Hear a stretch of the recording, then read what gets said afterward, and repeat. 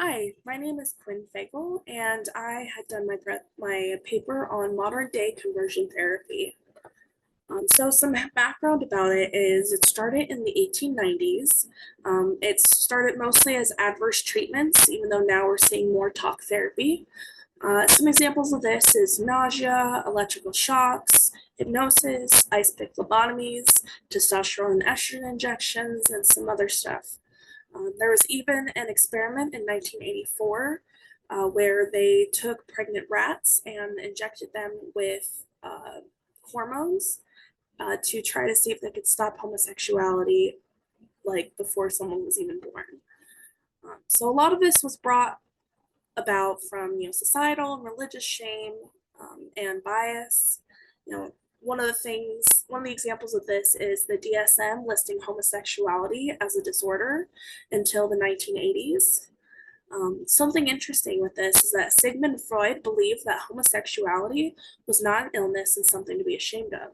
He actually believed that there was no reason for conversion therapy.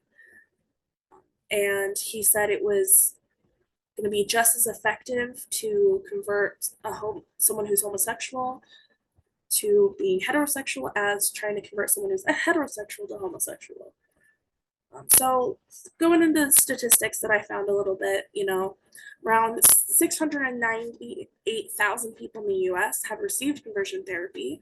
350,000 of those were adolescents at the time. In the next year, it's estimated that 16,000 more will receive it from a licensed professional, and a staggering 57,000 more will receive it from a religious advisor. So going into kind of the public view, only 2019, only 18% people said that conversion therapy should be legal. And in 2014, only 8% said that they believed conversion therapy even worked. So where's the disconnect? Why have only 22 states done anything, even with this popular view here? So let's dive into the problem here. Conversion therapy leads to adverse effects such as increased increased rates of homelessness, depression, anxiety, suicide, and substance abuse. Many organizations still believe in this technique, even when they're continually disproven, and many of these organizations are religion-based. So there are a lot of medical organizations that have released statements saying that conversion therapy does not work, and they have the research to back that up. Real. So federally, the Therapeutic Fraud Prevention Act was introduced in both the House and the Senate in 2015 and 2017. This act was classified conversion therapy in exchange for money as a form of consumer fraud. It was the only attempt, or the attempts to federally ban conversion therapy, and obviously it has not worked yet. Some other legislative actions to look at is the Prohibit of Medical Funding for Conversion Therapy Act of 2019 and Every Child Deserves a Family Act in 2019. These both look into conversion therapy, and they have specific things that address them.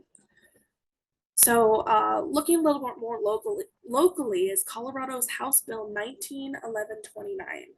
So this was introduced in 2019, and it passed, and it banned conversion therapy for minors, making Colorado one of the five states to ban it completely. Only 5.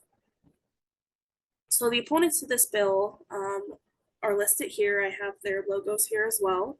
The Restored Hope Network, Glory to Glory Christian Church, the Catholic Church, and the National Task Force for Therapy Equality. These were everybody who came to testify against that representative organization.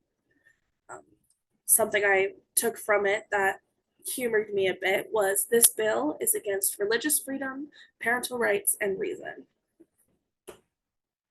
So here are some statistics just in general for someone who is LGBTQ. 92% of non-heterosexual people have been subjected to verbal abuse and threats. 92%. and 24% have been physically attacked because of their sexuality. 25% of kids are kicked out of their homes because of coming out of the closet. And about half of the New York homeless population is queer. We can move that over to the homeless populations in different states. And we wonder why people become so negative about their sexuality. So, what happens if a client requests conversion therapy themselves? As a practitioner, what do you say? So, part of social work is a client's right to self-determination, of course. However, it's also important to look at the factors in a client's life to see if that's what they actually want. It can be argued that someone with all they're subjected to, the choice is not voluntary, it's forced. So let's take a quick turn here and talk about Joseph Nicolosi. He's a prominent speaker in the conversion therapy debate, and he believed that homosexuality was rooted in trauma, they're narcissists, and homosexuality is only a person's attempt to get attention. Because of this, he co-founded NARTH, which is the National Association for Research and Therapy of Homosexuality. It later changed to ATCSI, the Alliance for Therapeutic Choice and Scientific Integrity, because they were not being backed by any professional medical organizations. This is him. So we'll go into the Alliance. This is still an active community of licensed practitioners who believe in conversion therapy. There's an official statement on their website that says that the current social sciences is dominated by political viewpoints. And they still offer trainings for continuing education credits, and they are a nonprofit.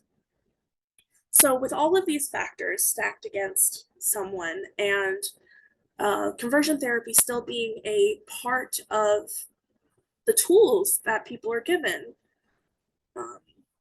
one of my favorite quotes that I found was, "Availability of these techniques discourages their use." And that was Davison in 1974. And he was referring to conversion therapy. And I think that's very true. You know, we are still offering these harmful techniques medically, religiously, and all sorts of things that we know they have detrimental effects. So, what can we do as practitioners? What can we do legislatively that we can change this, you know? So, I personally still don't know how I'd react with a client if they ask for conversion therapy. And I'm looking at this from both if I worked with youth or if I worked with adults. This is something that I would have to continue to think about. I also learned that conversion therapy organizations can disguise themselves really well, and there are a lot more of them than you might think. I also learned to be very grateful for my upbringing, which I have been before. I came out as excuse me, I came out as lesbian at 15 and was met with confusion but love. And I never had to fear I'd be sent to like conversion therapy or kicked out of my home. So this last slide here is just my references. And while I stay on this slide, I just want to encourage everybody to do more research on this and reach out to local legislators and things like that, and make your voice heard, because this is a serious detriment to the LGBTQ plus community. Thank you.